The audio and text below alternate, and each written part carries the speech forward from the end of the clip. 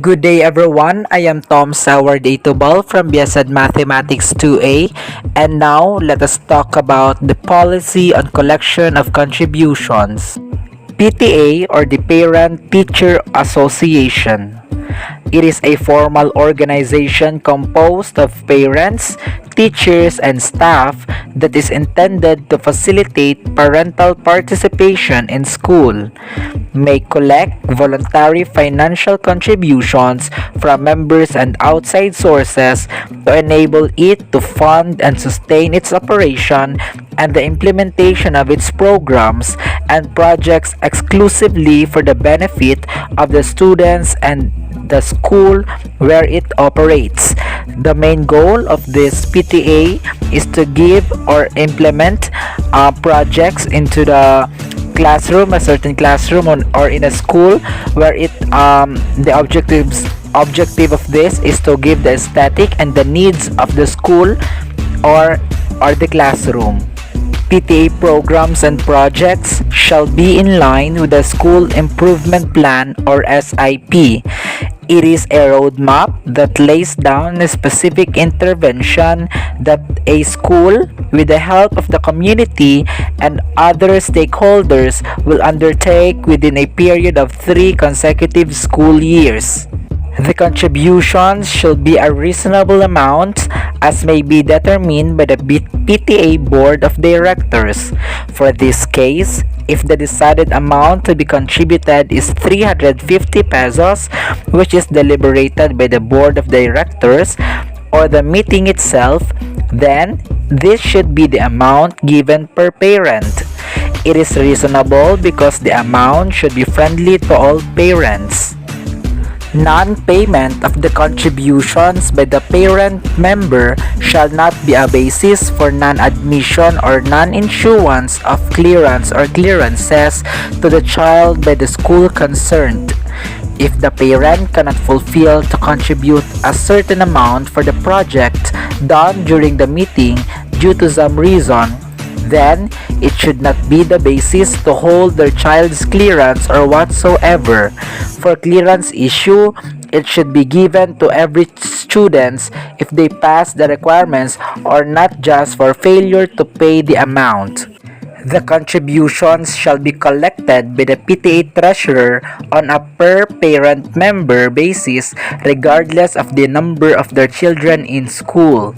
It is so obvious that the contributions should be given to the elected PTA treasurer because we all know that this is one of its roles in the said organization.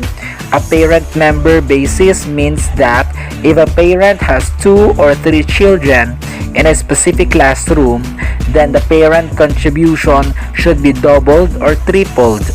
Even if it is in one classroom, it is not valid to pay for only one. That's what it means. No collection of PTA contributions shall be done during the enrollment period. It simply means that contribution should be done if the class is started and not on enrollment period. And no teacher or any school personnel shall be involved in such collection activities. It vividly says that the teacher has no involvement for collection and this should be done with all the parents themselves. However, if the number of parents are insufficient to fulfill the position of officers, then the teacher may take the vacant position to complete the roster of PTA officers, but not in the position of treasurer.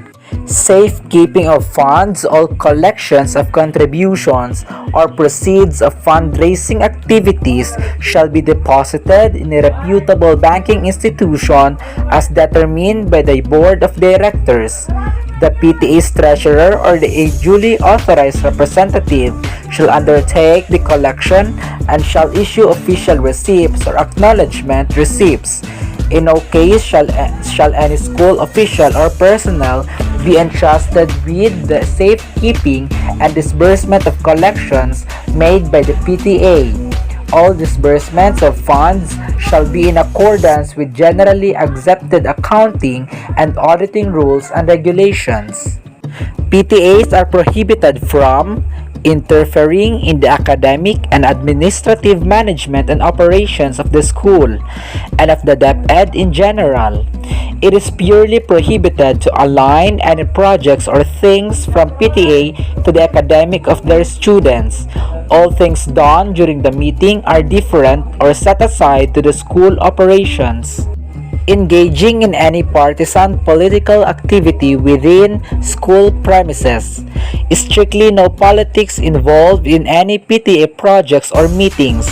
Political agendas have no place in the said organization. Operating a canteen or school supplies store or being a concessionaire thereof inside the school or nearby premises or offering these services to the school as its clients either directly or indirectly. Obviously, PTA is not a business organization, so it don't need to sell goods and other supplies. This is an organization to create and fulfill the classroom or school with a certain projects that are needed to put as aesthetic or satisfaction to the students or school in general. Selling insurance, pre-need plans or similar schemes or programs to students and or their parents.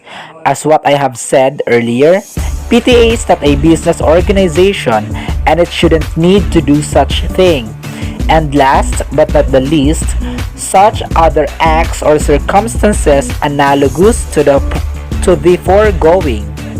Those are the policies that are derived or given by the book, and those are being implemented by the schools for PTA organization. Thank you for listening.